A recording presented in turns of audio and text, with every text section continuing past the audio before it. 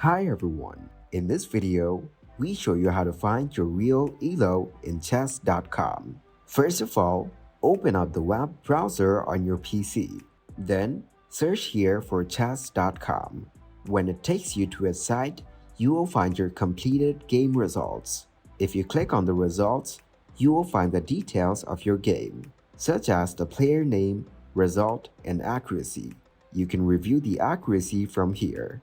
Once you get to review your game, click to view details. Now, from here, click on play and you will find a drop-down menu. And you can review your game from here. Then click on play and go to the computer. Once the game is ready to be played, you will find your real elo name from the bottom left corner. Also, you can change your profile photo from here. Thanks everybody for watching. Make sure to like this video and subscribe to the channel for more tutorials. Goodbye.